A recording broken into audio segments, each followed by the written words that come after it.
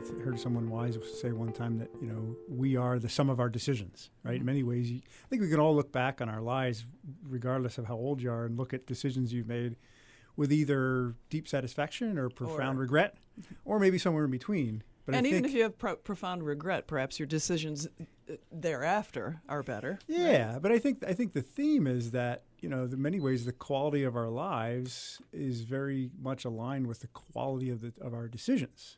Oh, yeah. And so, the genesis of this sort of topic that I blog on is, speaking of the car business, several years ago, I was privileged to sit on a leadership panel at NMC, at Northwestern Michigan College. Mm-hmm. They were conducting kind of a special class on entrepreneurship and leadership. And they invited some leaders from the business, nonprofit, and government to come and sit on a panel where students asked questions. And I remember the first question that one of the students asked me was a very good question, was what's the biggest challenge or one of the biggest challenges that you face as a leader? That's a loaded question, right? Yeah. Well, my mind went immediately to a conversation that my brothers and I had with my dad when he sold us the company about a dozen years ago. And he was, we like to call it pontificating. He was kind of, we got done with all the paperwork and we were talking about this succession. And he said, you guys as business owners are going to encounter some difficult decisions that you will have to make often with incomplete information.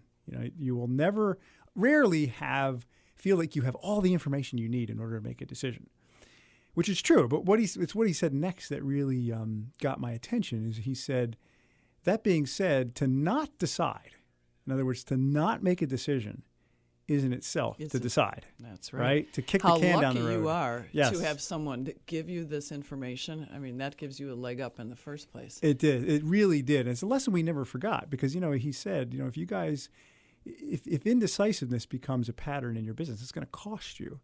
And so it's a lesson that I'll never forget. But in light of that, when you look at some of the decisions that humanity has made over the course of history, you find it has a rather unimpressive track record when you study the kinds of decisions people make and the outcomes of those decisions. So let me give you some examples. We'll go back into history. And decisions in the moment, retrospect, they always get so much better, don't they? They do. Right? They really do, yeah. But if you go back hundreds of years into history, look at some of these decisions. For example, Napoleon's decision to sell the Louisiana Territory in 1803 for a mere 22 cents an acre. It's like, what was Napoleon thinking? I mean, that forever altered the course of America. It was good for us, right? Not very good for France. More recently, Kodak's decision after, literally inventing the digital camera, their decision to largely ignore it, which led to the extinction of, one of the most iconic brands in American culture. Oh, definitely. Richard Nixon's decision to cover up the Watergate hotel break-in, and together with, subsequent equally poor decisions, certainly from hindsight, in the Vietnam War, forever altered Americans' trust in their government. But not only from history. If you look at our work lives, 44% of lawyers would recommend that a young person not pursue a career in law. A study of 20,000 executive searches found that 40% of senior-level hires are pushed out or quit within 18 months. So, and then you look at our personal lives. You know that 60,000 tattoos are reversed in this country every year, right? 90% of New Year's resolutions are broken by the end of January. So what is wrong with us? I don't know. Nearly half of all the marriage decisions, 50% end in divorce. And you look at all the explosion of all the information that's out there on the impact of nutrition and exercise on health. Despite that, 70% of the deaths in this country are caused by chronic preventable disease. So if you take all of that and you look at those rather unimpressive statistics on decision making, you ask yourself, why, despite having so much knowledge from so many sources, do we consistently make so many costly and regrettable decisions? Why do we? Well, And how can we not do that? Well, what I'm going to share with you is based upon a New York Times best-selling book by two Stanford University professors named Chip and Dan Heath. And the listeners may have heard of some of their material. They've written some awesome books. Their latest one is called The Power of Moments. Well, this was written about maybe 5 or 6 years ago. It's called Decisive. And in it, they kind of outline, well, first of all, they talk about, and this is pretty self-evident, but everyone encounters pretty much there are 4 sort of steps to making a decision. 1 is we encounter a choice. 2, we analyze our options. 3, we make a choice, and then 4, then we live with it. I mean, that's a pretty simple sequence, right? But what explains in some ways the poor decision-making record I just shared is that for each stage of that process, there's an obstacle. The authors call them a villain, a decision-making villain that interferes with our clarity and can often lead to lousy decisions. So, and oftentimes we lack a process for making a decision. And if you could develop a process and you had the discipline, not a complicated process, but just the discipline to apply this process to decisions, I think it would really go a long way. So I just want to unpack each of these 4 what they call villain. We may not get through all of them today, but I want to try though. Yeah, we can try. Yeah. What do you think about? Sometimes we feel rushed, or we feel in the moment, oh yes, I'm totally going to make this decision. I have no doubt, and it's an impulsive decision. Yeah. And we end up regretting it. Yeah, that's actually one of the the villains. Yeah, we're guilty of making impulsive decisions because we oftentimes lead off with our emotions, right? Right, and we feel like, like with a tattoo. Are you positive you want that? Yes, I'm positive I want that tattoo. Yeah. And a year later, you can't even imagine what you were thinking. Yes. A week later. Anyway, so Exactly. let's unpack it. Where do we Yes. start? Well, the first villain of decision making is known as, they call it narrow framing. So, you encounter a choice, but often what they call narrow framing makes you miss other viable options that are right in front of you. Oftentimes, the bigger the decision, right, the more sort of myopic we become, the more we zero in on 1 or 2 alternatives. And psychologists actually have a term for this. They call it the spotlight effect. We tend to highlight just one alternative, spotlight one alternative at the expense of all others. And a good example of that in business is in the early 1980s, Quaker Oats, which is the American food conglomerate. Everybody's heard of Quaker Oats, right? Mm-hmm. Little Quaker guy in the oatmeal box. That company bought Gatorade, the beverage company, for like $220 million, which seems like a lot of money. But it turned out to be a massive success. I mean, by the late 1980s, Gatorade's value jumped to like $3 billion.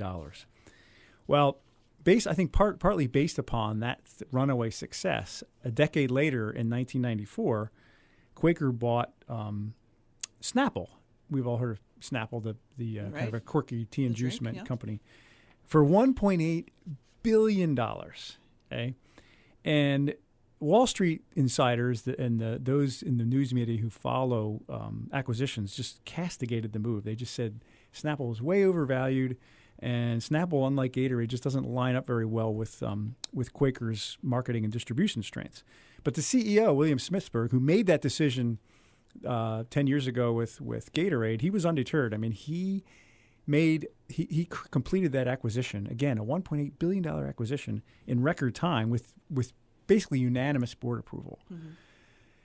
It turned out to be one of the worst decisions in American business history. And the critics were right. It's funny that you even mentioned this because I remember hearing about this while it was going on. Really? And I was thinking, that's not good. That's not a good decision right there. And it's hard to put your finger on it. What's the difference? Well, Gatorade was so strong and Snapple was kind of... Yes. Well, I think he thought what he could do with Gatorade, he could do with Snapple. But what was interesting was, and it was such a bad decision that 3 years later, they paid $1.8 billion in 1994. In 1997, they sold off Snapple. They were losing so much money for $300 million. So that's a $1.5 billion loss. That's more than the gross national product of some countries. It makes my stomach hurt thinking about what these people must have gone through at the time. And it led, Smithsburg ended up resigning in sort of humiliation. But what was interesting, because they've, universities, business schools have studied decision making, especially mergers and acquisitions, over the last 40 or 50 years. And what they discovered, Smithberg never considered another alternative. He just narrowly framed on Snapple. In other words, the decision-making frame became, should I buy Snapple or not? But what was really interesting is that subsequent research into mergers and acquisitions found that when corporate executives added just one alternative to their choice, their decision-making record climbed by like 500%. Right, and so this idea that the issue with narrow framing and sort of the anecdote or the way to overcome it is what the authors call widen your options. Be careful of what they call whether or not decisions, right? And oftentimes we get into that. For example, I grew up in car sales, and I knew when I was selling cars. I don't sell cars anymore, but I knew if I was selling a car, if my customer came to the point where their decision became, shall I get the blue one or the red one? Should I get the 7-passenger or the 5-passenger? Should I lease it or buy it? If they narrowly framed that, I knew that I was going to get the sale, right? Yeah. And oftentimes, looking back on it, some people might had regret afterwards, but instead they said, what other alternatives can I choose from? Mm-hmm. So the more alternatives, not within reason, we don't have time to go out and shop for 20 cars or evaluate all these alternatives. But oftentimes they found if it's just one more. So I know in my case, as a business owner, where I've really made this mistake, and maybe some of the listeners, if they've ever hired anybody or recruited, that's where hiring people can be a real issue with narrow framing. So I remember years ago I was trying to hire a salesperson, and I got a bunch of apps. I posted some ads, and I only got one really qualified candidate, right? But I didn't want to go back. I should have gone back and found more applications and got more qualified candidates. But it's a lot of work. So what did I do? I narrowly framed my decision became, should I hire this one candidate or not? And you see how that when your decisions become whether or not decisions, mm-hmm. right? Should I buy this car, this boat, or this pool or not? As opposed to maybe, how can I spend my money best to make my family happy, or to bring to bring recreation to my family, or well, it could be in your personal life too. Yeah. A decision to get married. Yeah, should I break up with my boyfriend or not, or my girlfriend, as opposed to how can I make this relationship work better? Or should I get married because everyone is telling me that I'm going to be an old maid if I'm not married by 30, and this is the one person I could marry, so should I just marry him? That's a great example. Yeah. And you look at how the costliness of those decisions. So this idea of narrow framing, I think the rule would be, whenever you encounter a whether or not decision. Now, some whether or not decisions may be fine, right? But always test yourself and ask yourself, is there a way that I could widen my options, and what impact would that have?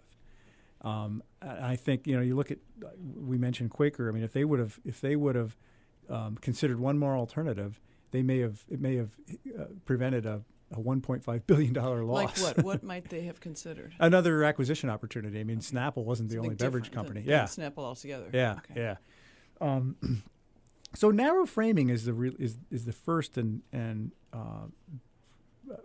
what they call villain or obstacle. Mm-hmm. The second, and I think we can all relate to this, is what psychologists call confirmation bias, right? Okay. So you encounter a choice, you analyze your options, but often this confirmation bias, which is something we all have, leads you to reject information that refutes the analysis of your options, what you're looking at. Confirmation bias is the tendency we all have to embrace information that supports our beliefs and reject information that refutes our beliefs. Right? That must be human nature. It's very much human nature. Yeah. It's also, people have also referred to it as believing is seeing, mm-hmm. right? So, and there are tons of examples of this, especially as I've discovered in sports and in politics, right? Like, for example, it's why we tend to often live in echo chambers when it comes to the news media that we consume. For example, how many left-leaning people do you know that watch Fox News regularly? Zero. Or how many conservatives watch CNN frequently? Maybe a few more, but not many. Not many, right? And that's because these networks know that they make their living by providing confirming stories and analysis on what their viewers already believe. Sure, right? and think of that in that particular example. Not that long ago, there was network news, and that was that. Just Yes. network news, people telling the news with no real slant, just here's the information, do with it what you will. But today, the news medias have figured out that if I can provide confirming analysis on, and I can attract a loyal base, right? But look at sports. I mean, how many times have you watch a Michigan State game and I know I have salespeople that root for either side, and one call, one person thinks the call that may have decided the game, the holding penalty or the interference call was a horrible call, and of course the other guy thinks, no, it wasn't. That's fine, right? Definitely. You can make yourself believe it in a Yes. nanosecond, right? Yes. We also have what we call sweeping generalizations. I think of, for example, years ago, you're going to laugh at this because of what you were sharing about your driving. My dad's sales manager, when I first got in the car business, and I was home at college, and I was just hanging around the dealership, and I went out on an appraisal ride with him, and just seeing how he evaluates cars. And he got behind a Subaru, and he made this statement. He goes, all these Subaru drivers drive slow. They all drive too slow, and they're all on the left-hand lane. I've heard that too, but I don't agree. And to that day, I just developed that mindset that, yep, all Subaru drivers, they all drive slow. Well, it was funny. The other day, as I was preparing, I was thinking about this conversation we were going to have. I was driving down State Street, and the Subaru Legacy goes flying by me. Now, I only noticed that because I was thinking about this. Normally, I wouldn't even have noticed that. All I ever notice is the Subaru driver who happens to be driving slow. Do all Subaru drivers drive slow? No. Absolutely not. Right? But that's the example of we tend to tune out information that goes against what we already believe, right? And that confirmation bias can get you in real trouble. It also explains why articles that, extol the health benefits of coffee, red wine, dark chocolate, why they're so popular. We right? love them, right? Yeah. Yes. When you really want something to be true, let's face it, we all sort of magnify the evidence. Well, and you get confirmation, you're gold. Right? Yes. And we like to disregard anything that goes against that, right? And it's pretty much impossible to avoid. I think we have to understand that we all have it, right? Some people have it more than others. We all have it. So how do you build? How do you deal with confirmation bias in making a good decision? And the authors use a great term. They call it reality test your assumptions. So when you have to make a significant decision, certainly not what we're going to have for dinner tonight, but when you're making a significant decision, surround yourself with some perspectives, some input that will challenge your thinking, right? Even if you don't want to. Even if you don't want to hear it. You may not want to, right? And most people don't want to hear it, right? We'll go back to that Quaker Snapple story. Okay. Years later, William Smithberg, who was the CEO who engineered that acquisition, he said, this is a surprising admission for a corporate CEO. He said, quote, "There was so much excitement about bringing on a new brand. We should have had a couple of people arguing the no side of the equation." And you're like, duh. Mm-hmm. There was not one single board member on that board, one member of that board who ever argued against the acquisition. It was unanimous approval. And you got to remember, those board members get paid handsomely. And you think of how crazy that this was one of the most controversial business acquisition in American history, and not one single board member expressed any reservations about it. And that's the power of confirmation bias. They were all they were so seduced by the runaway success of Gatorade that they just had this assumption that, well, if it works for Gatorade, it's going to work for. And they know what they're doing, right? Yeah. Mm-hmm. And so you think about reality testing your assumptions. If you're in business or even in personal decisions, seek advice from that person that is going to give you, maybe they see the world differently from you. The truth, too. Yes. Or their perspective that will cause you to maybe to question, again, some of your assumptions. We all go into decisions with some basic assumptions, right? And it can be very, very dangerous to assume that to think that your assumptions are the only assumptions, right?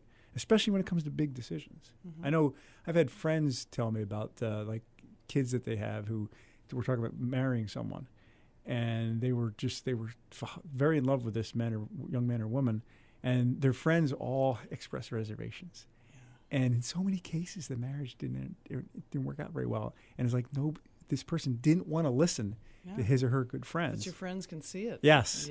And because you want it to be true, you know.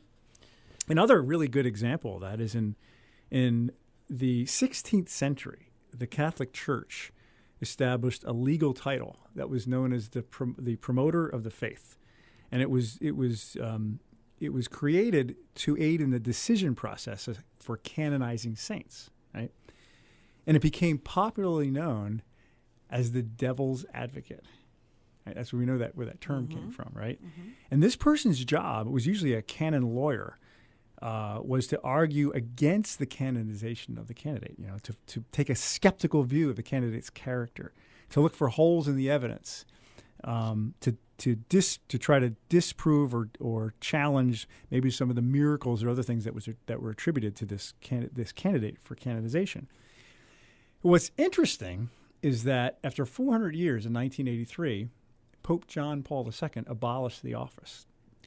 And in the years since then, saints have been canonized at a rate of up to 20 times faster than when they had the devil's advocate.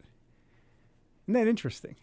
That's bizarre. Yeah. And again, it goes to... looks up this information, too. I mean, it's interesting that, again, it goes back to reality testing your assumptions. When you can have, whether it's canonizing a saint or whether it's making a major business decision or whatever, there's often wisdom. Not to say that any of those saints that were candidates didn't deserve it, but it's interesting that there was a process that the church installed for reality testing their assumptions, which is really interesting. Bill Marsh Jr. is here, and you've been outlining a couple of the 4 keys to making better decisions in work and life that you were going to highlight. We could do one more, or we can wait, and you can do 2 and 2, whatever your choice. Would you like to do one more? I think, why don't we do 2 and 2? Okay, because now then we can review. Okay, so the review now is narrow framing and confirmation bias, right? Keys to making better decisions. In a couple sentences, can you just review what those are? Well, narrow framing is letting your decision get to whether or not. In other words, just choosing between maybe one alternative or no alternatives. Either I do this or I don't. Instead, widen your options. Ask, what other options can I consider? Right? That's narrow framing. And then confirmation bias is simply understanding that you bring assumptions into your decision that aren't necessarily, you may think they're right on, but they might not be. Bring people and perspectives into that decision that are going to challenge your thinking. It's uncomfortable. We don't like to be challenged, but that can save you from a costly consequence down the road. That's very interesting to me. I'm glad someone's thought it through for Well, us all. and you think about it, we're talking about the beginning, you think about decisions, and I think everybody can look back, especially the older you get, look at some decisions and say, man, if only I would have done this. And it seems so obvious sometimes. Yeah. They talk about how, like in diet and exercise, there's 2 types of pain in the world. There's the pain of discipline and the pain of regret. The pain of discipline weighs ounces, but the pain of regret weighs tons. And I think that comes with a lot of decisions. Regret sometimes can weigh tons, whereas going through this process, in this case, understanding that you have a confirmation bias, getting somebody to challenge your assumptions and avoiding narrow frames can be a little bit more of a pain, take a little more time, but in the end weighs ounces compared to the pain of regret. Yeah, so that says a little something about how in a hurry we are for things too. I don't know if I want to do something that takes a long time. We do. So interesting. So we'll catch up with you next time for the second 2. Meantime, if people would like to read the Bill Marsh Jr. blog, it's BillMarshJr.com. BillMarshJr.com. Is that spelled J-R or J-U? J-R. Okay, BillMarshJr.com. Blogger, speaker, Bill Marsh Jr., thanks so much for joining us. Thanks for having me.